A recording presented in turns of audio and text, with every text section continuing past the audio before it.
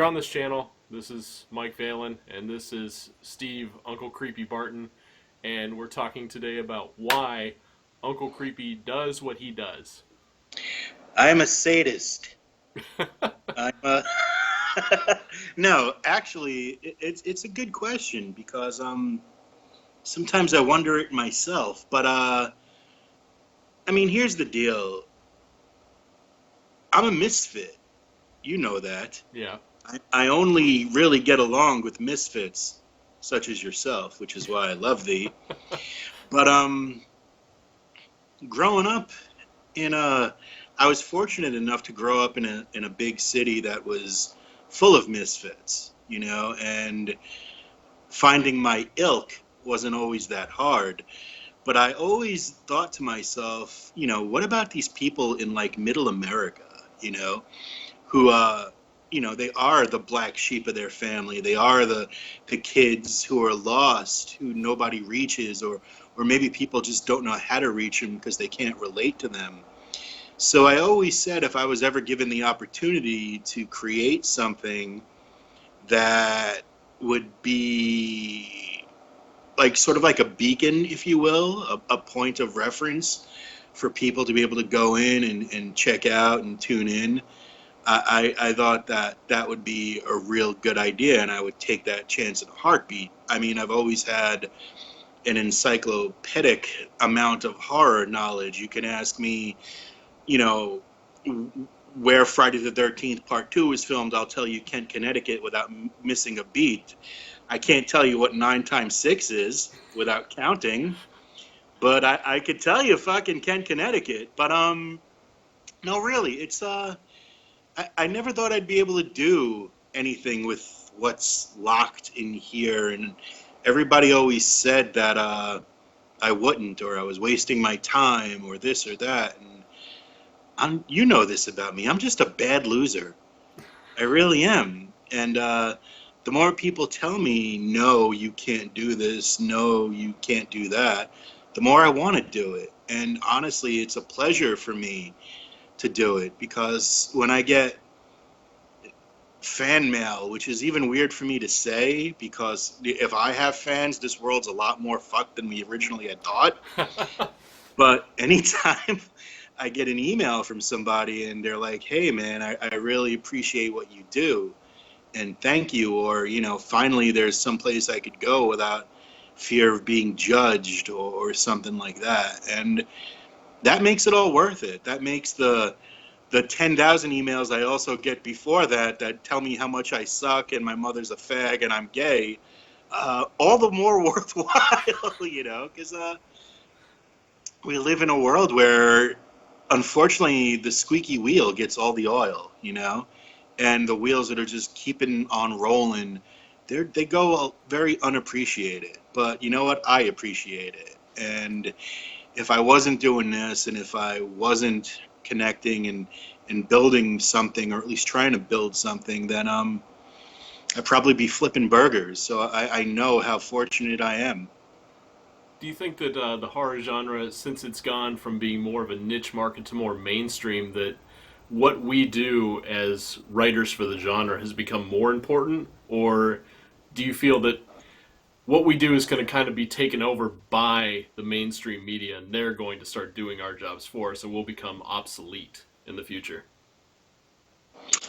Well, that's a very good point, and there is something really strange going on now. I mean, the mainstream media and the studios, it's like almost like war on sites like Dread Central and Bloody Disgusting and stuff like that. And what I mean by that is they're taking all of their ad money, like the ad revenue that they would use to advertise with us or other websites out there, and they're spending it on these social media pages, and they hire some kid to operate them for like a month, and then they don't use them again. So instead of just supporting us, who we've been supporting them for, I mean, Dread Central's 10 years old, they're investing in these little social media sites like an Instagram page or a Facebook page that they're not even going to use outside of a month. So it's a very screwball tactic, and it's forced us to get pretty creative in terms of coming up with different revenue streams, because what a lot of people don't know, I mean, everybody complains, oh, there's an ad here or the clickbait there, but you know what, dude? It costs money to deliver this kind of content. You know, you gotta keep the lights on somehow, and we're giving away a wealth of this content, and I don't think it'll ever be devalued from the fans, but from the studio's standpoint or the mainstream standpoint, they're all about making money and they don't give a shit. Do you think there's a better way than just typing out a news story and publishing it to keep the reader interaction more fresh? Or I guess as we see stuff like YouTube, where people are putting out daily videos about a lot of the genre news, and that seems to be the way they're going. Is there a way to incorporate that into your typical website and keep it fresh, or are you just going to have to make a jump one day and just do all video, all streaming news all the time, or can you still do written Honestly, news? that's the way it's going, and it's unfortunate because we live in a very ADD society. You know, I mean, everybody's what people want nowadays is they want a jazzy headline that they can immediately hit the share button on and then move on with their lives. They don't want to read content anymore. They don't. They really don't. And it's almost like a dying art. And in a way, I almost feel like one of the keepers of the old guard to make sure it doesn't go away. But in a few years, in order to survive and in order to be competitive, yeah, that's probably a route a lot of people will have to go. I'm not saying that that's what we're going to do, but you know what, the reason why we've been able to navigate this fucking tumultuous sea known as the World Wide Web for 10 years successfully is because we're always watching and we're always trying to keep an eye on what's happening and what's new and what could potentially bite us in the ass. And Lord knows, my ass has quite a few bites taken out of it. But you know, it's we weather the storm and we adapt and we move on. You got to keep evolving. You can't rest on laurels. But you know, a lot of people, including us, are really feeling it because the tide is turning, and whether or not it's for the better really remains to be seen. Hmm. That it's interesting you mentioned that about how users want something quick. Like, not to toot my own horn, but I'm gonna do it anyway. Uh, Toot away, baby, you're a sexy the bitch. the Stranger Things set visit article I wrote. When I Hmm. looked around to see who else had done one, I saw a couple that were maybe a paragraph, and mine was pretty long. And I honestly think that's the best thing I've written since the first thing I wrote for you, which was Frankenstein Unbound's review. I think it was probably my best piece, and it got no attention. And I mean, we pumped out after Stranger Things right before its release because we knew it was going to be big, and then it just seems like all these smaller things, content that was very slim, was getting so much more attention Yep. than the stuff that we poured our hearts into to make sure the fans knew what was going on. And I don't get it. I don't know how you can just say, well, this thing's really detailed and all, but I just don't have the attention span to read it. So fuck it. I'm gonna read this one sentence review that says it's good, and then I'm gonna put a comment that says first, and then on with my life. Or be I'm convinced there's one person in particular who just lives on YouTube just to be the first one to give a thumbs down on something. You know, even if there's really nothing to disagree with or give a thumbs down to, they're there. You know, giving the thumbs down. It always makes me laugh because there's always at least one on like every fucking story, and it's weird, man. It's really weird. I blame Twitter because Twitter has really forced this generation to condense all of their what should have been deeper thoughts into 140 characters. Hmm. So Twitter is kind of like killing the English language, and the millennials, they'll say, "Oh, well, we're changing the language. Just get used to it and deal with it." And while I do believe that everything, including language, should evolve, I also think that it should also be revered, you know, and be celebrated. There's no reason to throw everything away and to make it leaner and meaner. Language has value. Content has value. When you read something, you're reading a piece of a person. It's them. It's their personality. It's them sharing. And sometimes there's complex shit going on that can't be fit into 140 characters. I'll give you a prime example, dude. I could do the coolest thing in the world, the best fucking thing I've ever done, something I'm so proud of, and I'll tweet it and I'll link people to it, and they don't give a shit. I can tweet about my nutsack, and I'll get fucking 18 or retweets in like 3 seconds. I'll get fucking replies out the ass just because I said something completely fucking stupid. You know, I announced brainwaves. You know, people, they're like, oh yeah, that's cool. I tweet that I'm doing the fucking what was it? The Love is a Battlefield dance in the fucking Doritos aisle at my local 7-Eleven for absolutely no reason, and you know, this is huge news now, and it drives me crazy, man. It's very frustrating. It really is. Or it might be that the people that care about the content, that care about real content anyway, read it and then move on without thinking about engaging with It could be, and that's just it. The squeaky wheel gets the fucking oil, man. The people who appreciate it, unfortunately, they're like the silent majority. But it's so easy to be negative and start a conversation online. Mm-hmm. It's far harder to be positive and start a conversation online. Mm-hmm. It's like we live in a world, I call it generation outrage, where even the word fan has been completely redefined. I mean, when I was growing up, being a fan would be meant to just stick with what you love and support it through good, through bad, you know, weather the storm with this property or whatever that you love. And now being a fan is really how much you can complain about what it's doing wrong, Mm-hmm. you know? And it's out of control, man. It really is. I don't know what the solution is. I'm hoping one day everyone's just going to be like, you know, what the fuck are we doing? But I don't know. I think we're steps closer to idiocracy every 5 seconds, you know? I mean, I wouldn't mind negative feedback as long as it's constructive. Like even on the weekly wrap up, where I think this week will be number 6. Mm-hmm. We don't get any feedback, so I don't know how to do it better. I mean, you could say it's great, which I appreciate you saying it's great, but you're also a longtime friend of mine. Mm-hmm. So you also. Oh, believe me, though, if you did something that sucked, I'd be like, you know, Mike, it kind of sucks, man. But you're not going to look at it the same way that someone that's just coming onto YouTube and just looking at it with no pretense about who I am and who you are, what Dread Central is. But we don't get that. We're not getting. I don't think people are getting the feedback that they need to create better content. Right. I really wish we would. Even if they say it sucks, at least that's a starting point. Yeah.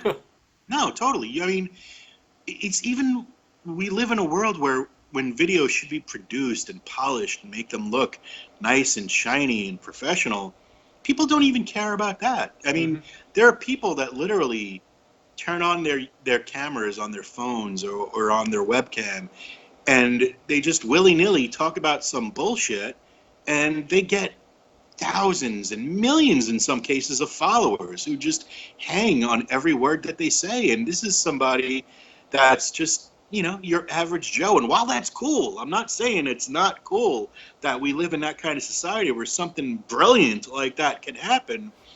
It also makes you pause for thought about the amount of work that maybe you shouldn't put in to doing a video. You know what I mean? It's just, I don't know where the line lies anymore, man. It's just become more and more increasingly blurry.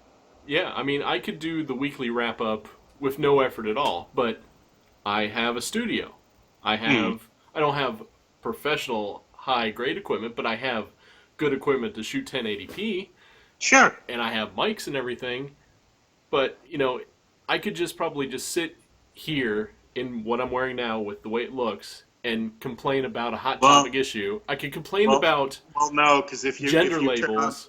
if you turn on your green screen, all you're going to be is a floating head right Yeah, now. because I'm wearing green on green. And you should do that too. You should be the severed head of Halloween, giving the but I can complain about something that really doesn't affect me. I could just sit here and say I don't believe in X, Y, or Z, or I can complain about something as innocuous as gender labels and gender stereotypes, and then it would be an influx of people. Mm-hmm. But I could sit here and just not mean it. But or I could talk about something I do care about, which is the entertainment industry, and no one gives a shit, even if I do have something interesting to But say. that's the key, though. You see, what you said there is it's a very astute observation, because there are people out there who talk about things that generate all this traffic, but they only talk about issues, whether they believe in them or not, to get that traffic. So there's a certain degree of insincerity which goes along with all of that.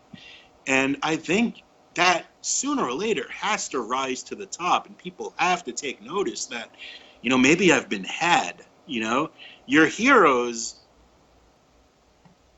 they're heroes for a reason. Mm. And if that reason is false, that's just going to ring true one day. And that's how heroes fall. And if you think about it, all these YouTube celebrities, I'm sorry, I don't believe in YouTube celebrities. It bugs me out every time I hear that term. If you notice, they have a very short lifespan. The same thing with popular streamers. Like, they'll be huge for like a few months or maybe even a year, but then 2 years down the line, maybe not so much. Mm-hmm. And because, the fact of the matter is we get older and our opinions change and we start to value things a little more.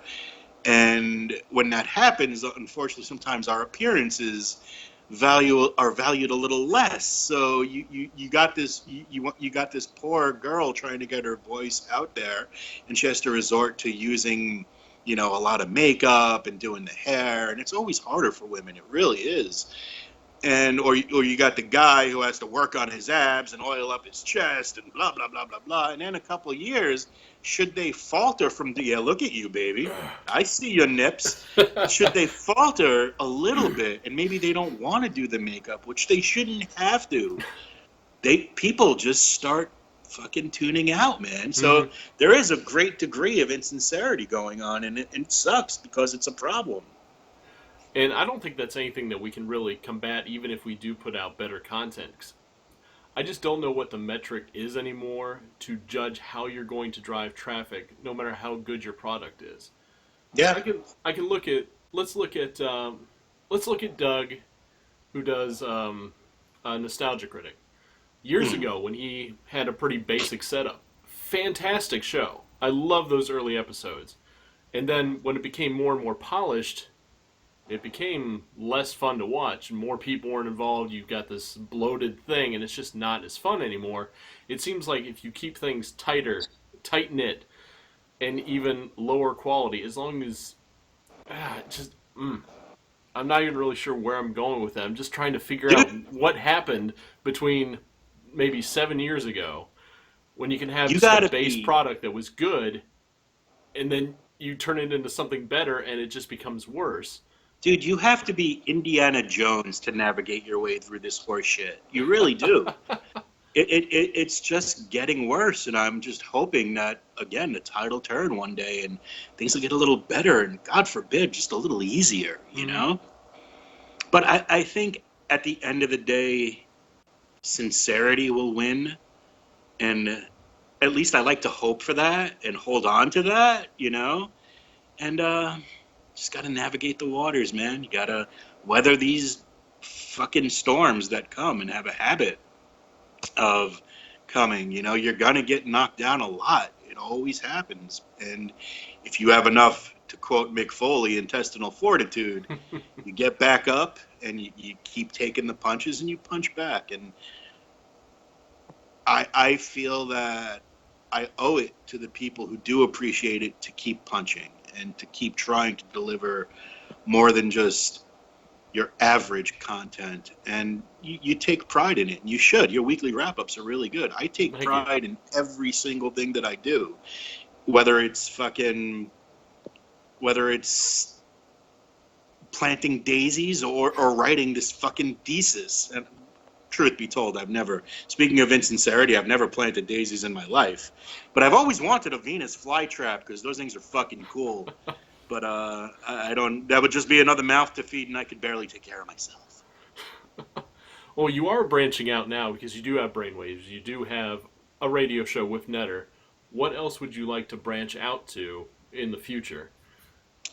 Well, I guess I'll break a little bit of news to you right here that I haven't even talked about on Dread Central, and you would think that I would have by now, but it's coming. We're working with Ruthless Pictures on a whole new endeavor. Ruthless Pictures is the company that we put out Monsterland and Zombie World with, and a few other things, and it's really tapping into the indie filmmaker market, and that really excites us.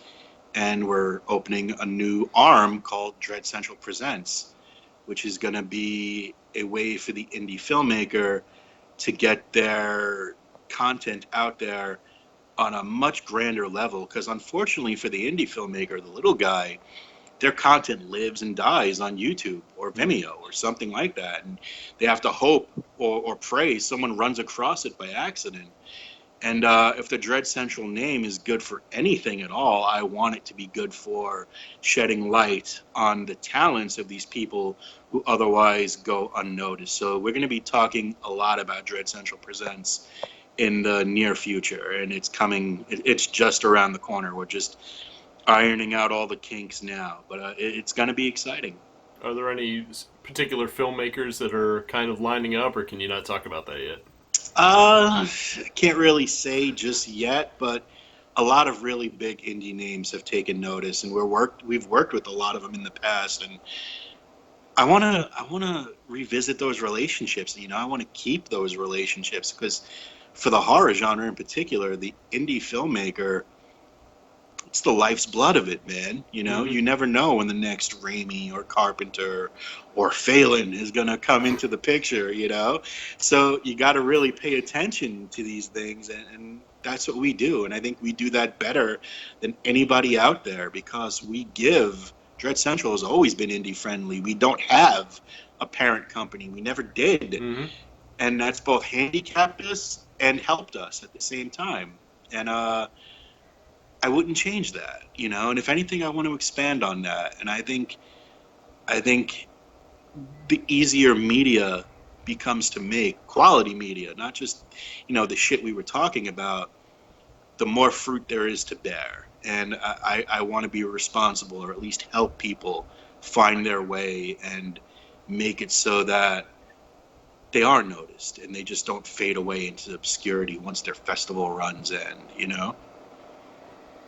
Are you thinking about doing any directing on the indie front now that you got this coming up? Dude, I don't have 2 seconds to fucking myself. I would eventually. I'd love to. I have a story that is brewing in my head that I think would be fucking fantastic. So I'm going to sit down with Joe Netter and we're going to hammer it out and see if we can get a screenplay out of it. So maybe, I'm sure it'll be kid friendly. Probably not. I don't think there's anything about me that's kid friendly. It is.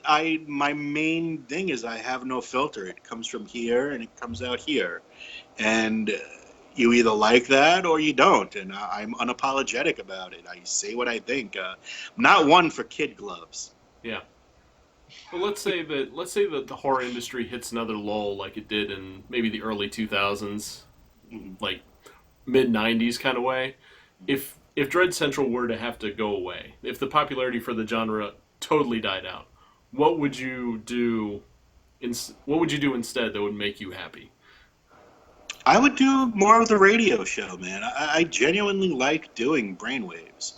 How to make money on it is a whole different story. We've opened up a Patreon page, www.patreon.com/brainwaves, and I really like that because it enables me to really just talk to other people, not just write for them, but talk to them. And I think that's exciting. We got a call last night from Costa Rica.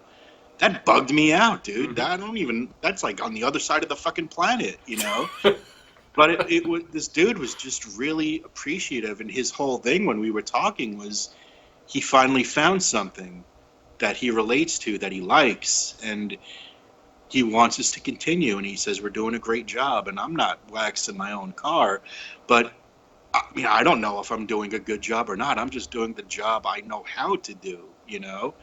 And knowing that we reached somebody on the other side of the planet who otherwise we may not have had the chance to at all, that's really special to me, you know? And I don't take that shit lightly. That Hmm. shit's important to me. Yeah, well, you've got the gift of gab, so radio is kind of just a You natural think? fit for you. I got I a mean, face for radio too, don't yeah, I? you got the I face, really do. perfect for behind a microphone. Mm.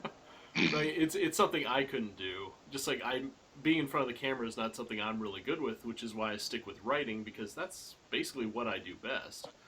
So, I mean, Don't I'm sell yourself short, dude. You're pretty good.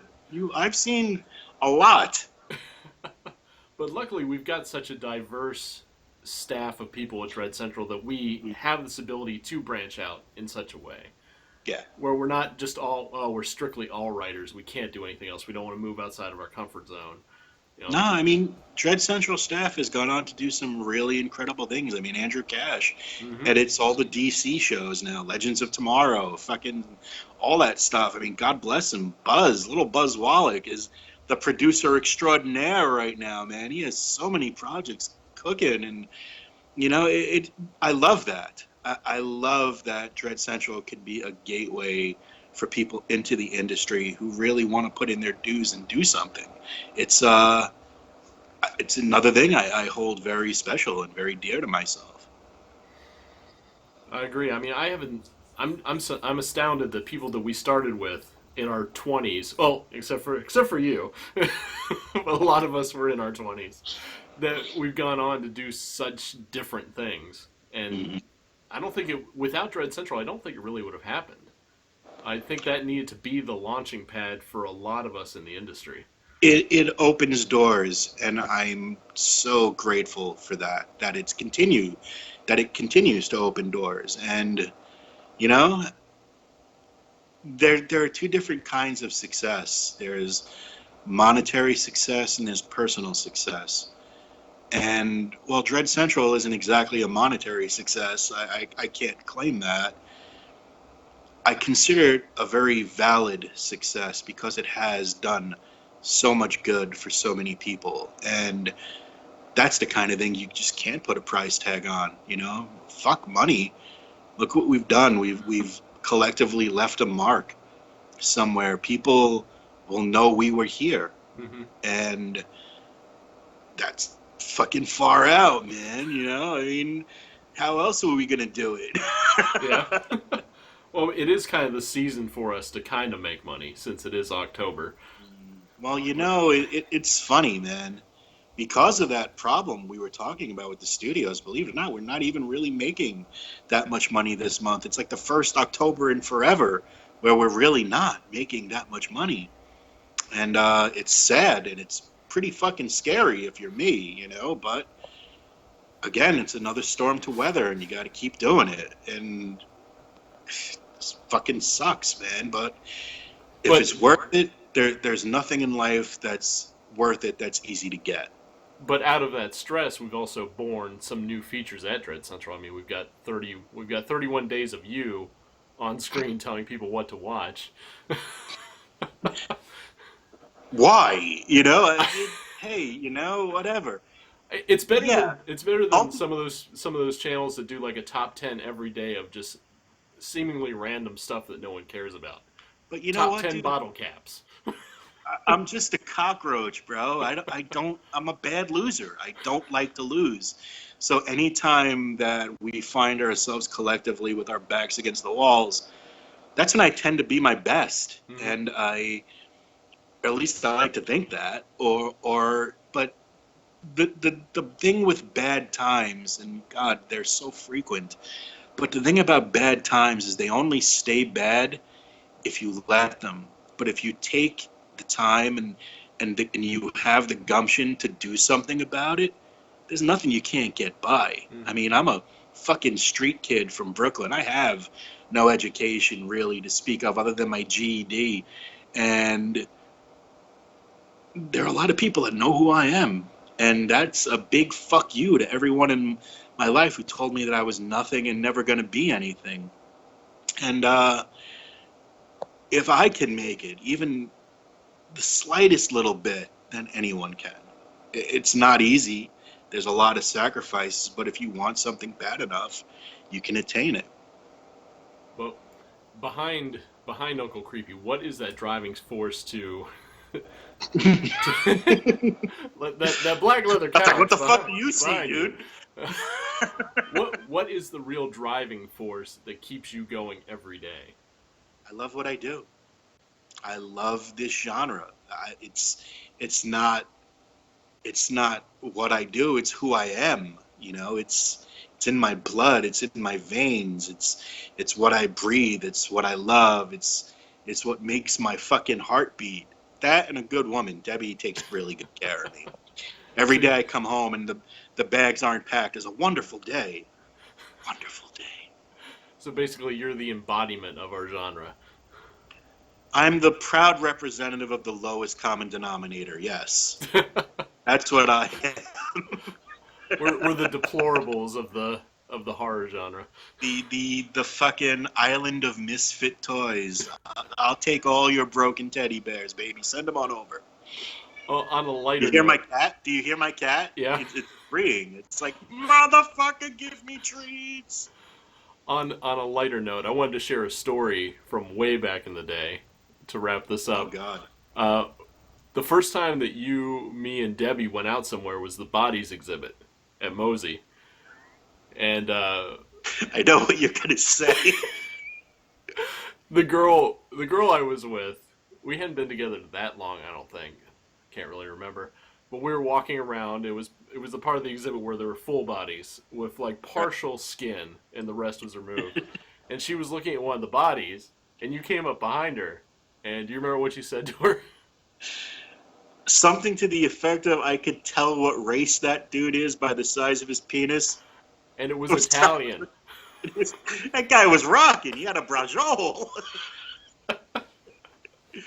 I think that was the Yeah. beginning of the end of that relationship with that girl. Again, I don't have a filter. It pops here, it comes out there. I'm sorry. I mean, it's such a morose exhibit, and you just managed to make it so wondrous and lighthearted that I could go around and I could be like, what race is that penis? And It turned into a game. It really did.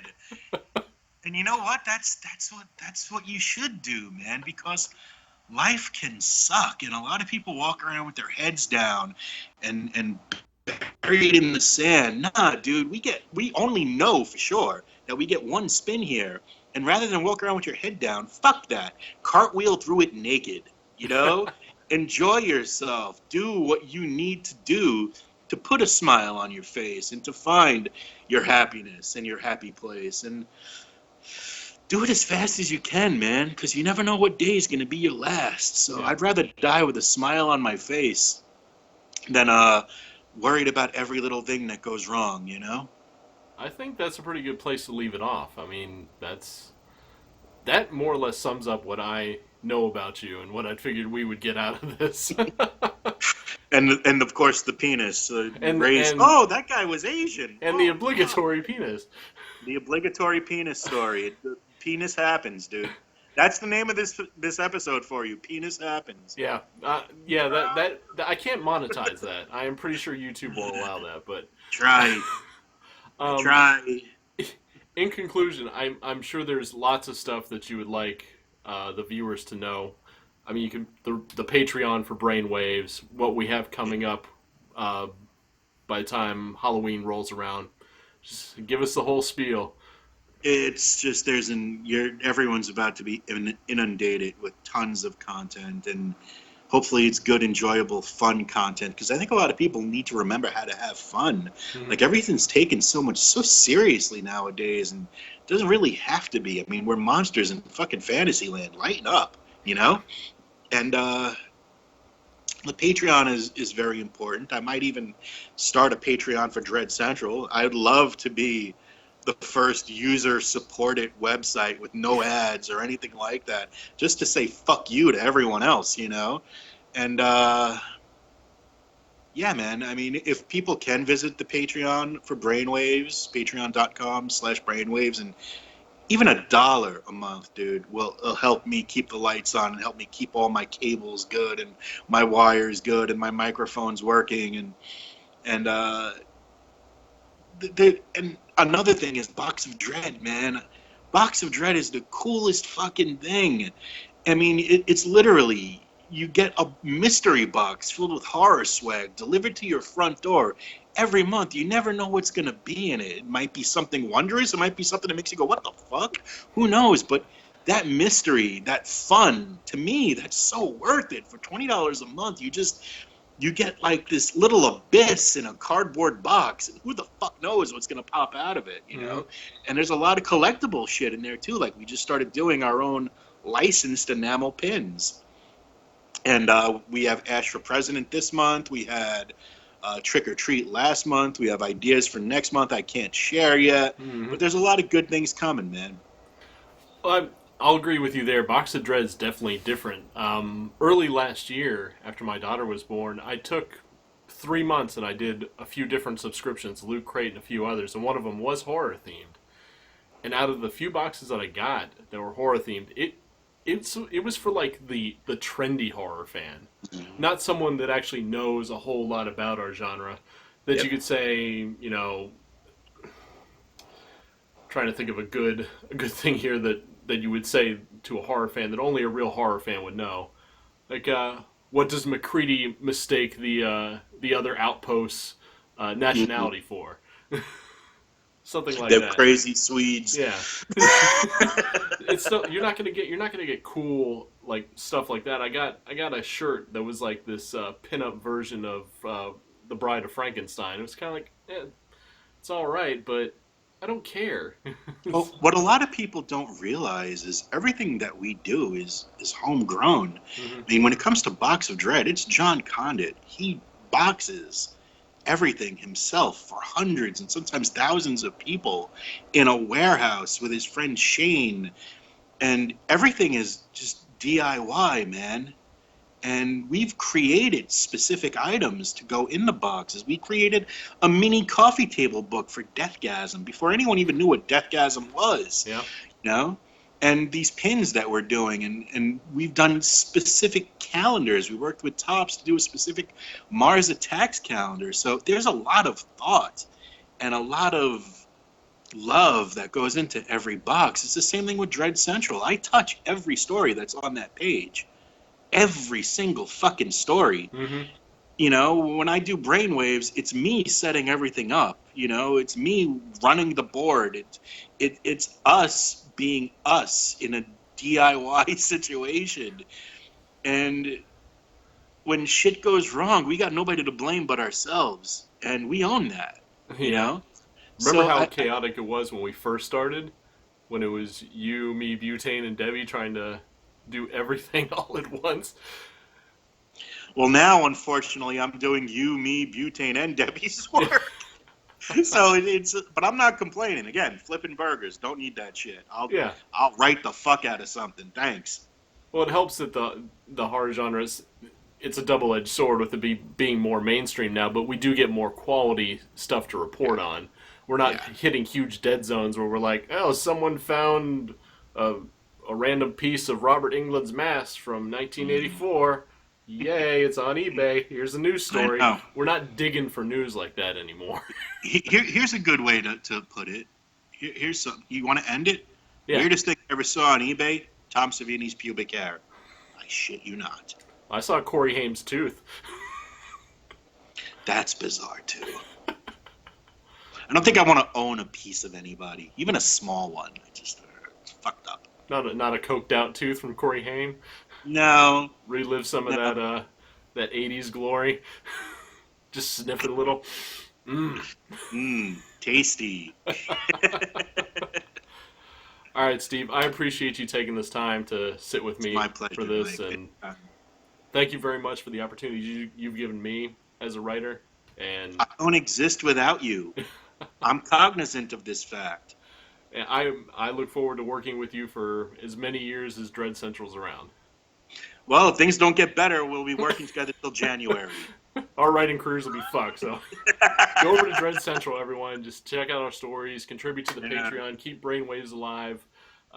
Visit our YouTube channel, give us lots of clicks on our ads. Go over to my channel because I got like 200 subscribers, so fuck me. But do whatever. Thank you very much. Have a good night. Take care.